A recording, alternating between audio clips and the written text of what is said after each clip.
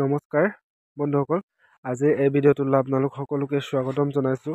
আপোনালোকে ইয়াত দেখা পাইছে, আজিৰ এই ভিডিঅ'টোত আমি যিটো চিফ মিনিষ্টাৰ জীৱন প্ৰেৰণা স্কিম, সেইটো আপোনালোকে অনলাইন আবেদন কেনেকৈ কৰিব তাৰ বিষয়ে বিতংভাৱে এই ভিডিঅ'ত জনাও হ'ব। আৰু আপোনালোকৰ যিটো লাষ্ট ডেট আছে এপ্লিকেশ্যন ফৰ্ম ফিল আপ কৰাৰ 30 নৱেম্বৰ, ইয়াত আপোনালোকে দেখাই পাইছে চাগে। গতিকে আপোনালোকে ফাৰ্ষ্টত অফিচিয়েল ৱেবছাইটত সোমাব লাগিব। অফিচিয়েল ৱেবছাইটটো এনেধৰণৰ হয়। যদি আপোনালোকে লিংকটো বিচাৰি নাপায় তেতিয়াহ'লে মই ডেছক্ৰিপশ্যনত লিংকটো দিয়াৰ ব্যৱস্থা কৰি দিম, গতিকে আপোনালোকে টেনশ্যন নল'ব। আৰু কিবা অসুবিধা হ'লে আপোনালোকে কমেণ্ট বক্সত কমেণ্ট কৰি জনাব, আমি ফুল ছাপোৰ্ট দিব চেষ্টা কৰিম। তাৰপিছত আপোনালোকে ইয়াত দেখা পাইছে, যেতিয়া আপোনালোকে অফিচিয়েল লিংকত ক্লিক কৰে তেতিয়া এনেধৰণৰ এটা ইণ্টাৰফেচ শ্ব' আপ হৈ যাব। ইয়াত আপোনালোকে দেখা পাইছে। তাৰ নেক্সটত আপোনালোকে ইয়াত দেখা পাইছে, মই যেতিয়া এণ্টাৰ কৰিছিলোঁ তেতিয়া আপোনালোকে এনেধৰণৰ কিছুমান ষ্টেপ দেখা পাব। ইয়াত দেখাই পাইছে চাগে আপোনালোকে, এইটো আপোনালোকে চাব পাৰে। Welcome to DIDS portal. ইয়াত আপোনালোকৰ লগইন একাউণ্ট বুলি অপশ্যন আছে। এই তলতে আপোনালোকে যদি চাব পাৰিছে তেতিয়াহ'লে ৰেজিষ্টাৰ, যদি আপোনালোকে ফাৰ্ষ্টত ৰেজিষ্টাৰ কৰে তেতিয়াহ'লে ৰেজিষ্টাৰ কৰি ল'ব লাগিব। তাৰ নেক্সটত আপোনালোকে ৰেজিষ্টাৰ অপশ্যনটোত যেতিয়া আপোনালোকে ক্লিক কৰে তেতিয়া এনেধৰণৰ ইণ্টাৰফেচ শ্ব' আপ হৈ যাব। ফাৰ্ষ্টত আপোনালোকে আপোনালোকৰ যিটো মোবাইল নাম্বাৰটো দিব লাগিব।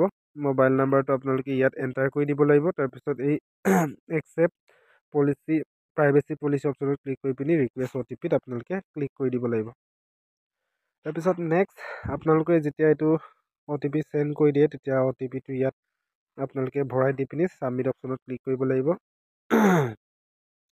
নেক্সট তাৰপিছত আপোনালোকক পাছৱৰ্ড এটা ছেট কৰিব দিয়ে। আপোনালোকে যিকোনো এটা নিউমেৰিক পাছৱৰ্ড ইয়াত ফিল কৰি দিব। তাৰপিছত কনফাৰ্ম আকৌ এবাৰ মাৰিব লাগিব ইয়াত। তাৰপিছত নেক্সট অপশ্যনত ক্লিক কৰিব লাগিব। তাৰপিছত নেক্সট আপোনালোকে ইয়াত চিলেক্ট কৰিব লাগিব মেইল নে ফিমেল। তাৰপিছত নেক্সটত আপোনালোকে ইয়াত দেখা পাইছে আপোনাৰ যিটো এজ, সেইটো ৰেঞ্জটো বিচাৰিছে 18 to 21 কৰি দিলেই হৈ যাব। আপোনালোকৰ মতে এইটো ক্লিক কৰি দিব। নেক্সটত আহি যায় আপোনালোকৰ চিলেক্ট ইউৰ ৰিলিজন। আপোনালোকে কোনটো ৰিলিজনৰ পৰা বিলং কৰে, হিন্দু মুছলিম যিকোনো এটা আপোনাৰ নিজৰ মতে এইটো ফিল আপ কৰি দিব। তাৰপিছত চিলেক্ট ইউৰ কেটেগৰী, ইয়াত কেটেগৰী চিলেক্ট কৰিব দিছে। আপোনাৰ যিটো কেটেগৰী হয় সেইমতে আপোনালোকে ইয়াত ক্লিক কৰিব লাগিব। তাৰপিছত নেক্সট অপশ্যনত আছে আৰ ইউ ডিফাৰেণ্টলি এবল। যদি শাৰীৰিকভাৱে আপুনি অক্ষম তেতিয়াহ'লে য়েছ কৰি দিব, নতুবা ন' কৰি দিলেও হৈ যাব। নেক্সট আপোনালোকৰ আহি যায় চিলেক্ট ইউৰ একাডেমিক কোৱালিফিকেশ্যন। আপুনি কি পাছ কৰিছে, মেট্ৰিক নে পষ্ট মেট্ৰিক বা ইকুইভেলেণ্ট, সেইটো আপোনালোকক সুধিছে। অবভিয়াছলি গ্ৰেজুৱেশ্যন পাছ কৰাসকলে পষ্ট মেট্ৰিক আৰু ইকুইভেলেণ্ট সেইটো আপোনালোকে চিলেক্ট কৰিব পাৰিব। তাৰপিছত select your relationship with the person on whom you are dependent. কাৰ ওপৰত বেছিকৈ আপুনি ডিপেণ্ডেণ্ট হয়, সেইটো আপোনালোকে ফাদাৰৰ নে মাৰ ওপৰত ডিপেণ্ড কৰে নে, সেইটো আপোনালোকে নিজৰ মতে ইয়াত চিলেক্ট কৰিব লাগিব। নেক্সট আপোনালোকে select the occupation category of the person are you dependent on। আপুনি যিটো মা দেউতা যিকোনো এজনৰ ওপৰত ডিপেণ্ড কৰে, সি বিজনেছ কৰে নে আনঅৰ্গেনাইজ ছেক্টৰত কাম কৰে বা আনএমপ্লয়ী চাকৰি নাই, সেইটো আপোনালোকে চিলেক্ট কৰিব লাগিব। যদি চাকৰি নকৰে তেতিয়াহ'লে আনএমপ্লয়ীত ক্লিক কৰিলেও হৈ যাব। নেক্সট অপশ্যনটো হৈছে আপোনালোকৰ চিলেক্ট ইউৰ ইকনমিক ষ্টেটাছ। যদি আপোনালোকে এবভ পভাৰ্টি লাইন APL-ত আছে তেতিয়াহ'লে APL, নতুবা যদি আপোনালোকৰ BPL কাৰ্ড আছে তেতিয়াহ'লে এই তলৰ অপশ্যনটোত আপোনালোকে ক্লিক কৰিব লাগিব। নেক্সট অপশ্যনটো select Euro area of resident. আপুনি থকা জেগাত ঠাইডোখৰ আৰ্বান নে ৰুৰেল, গাঁও নে চহৰ, সেইটো চিলেক্ট কৰিব দিছে। যদি গাঁও হয় তেতিয়া ৰুৰেল দি দিব, যদি চহৰ হয় তেতিয়াহ'লে আৰ্বান দি দিলেই হৈ যাব। তাৰপিছত select the type of household by your family. আপোনাৰ যিটো থকা ঘৰখন পকা হাউচ নে বা কেঁচা হাউচ সেইটো সুধিছে। আপোনালোকৰ কাচ্চা হাউচ আৰু পকা হাউচ নন, যিকোনো তিনিটাৰ ভিতৰত এটা দি দিলেই হৈ যাব আপোনাৰ নিজৰ মতে। তাৰপিছত নেক্সটত আহিছে আপুনি এডুকেশ্যন অপশ্যনত চিলেক্ট কৰিব লাগিব scheme have been categorise under different category বহুতো কেটেগৰীৰ স্কিম আছে আপোনালোকে ইয়াত দেখা পাইছে special initiative to STP meritorious student সেইটো এটা স্কলাৰশ্বিপ হয় আপোনালোকে চিফ মিনিষ্টাৰ জীৱন প্ৰেৰণা আঁচনিটো এপ্লাই কৰিব গতিকে এই অপশ্যনটোত আপোনালোকে ক্লিক কৰিব লাগিব সেইটো অপশ্যন আচলতে প্ৰপাৰলি দিয়া নাই কিন্তু এই অপশ্যনটোত ক্লিক কৰিলেহে আপোনালোকৰ যিটো নেক্সট পেজটো অ'পেন হ'ব নেক্সটত যদি আপোনালোকে যায় ইয়াত are you a permanent resident of Assam আপুনি অসমৰ পাৰ্মানেণ্ট ৰেচিডেণ্ট হয়নে নহয় সুধিছে যদি হয় য়েছ নতুবা ন কাৰণ অবভিয়াছলি আছামৰ কেইটাই ফিল আপ কৰিব দিছে গতিকে য়েছ হ'ব next select the category of your occupation যিটো তোমাৰ যিটো উৎস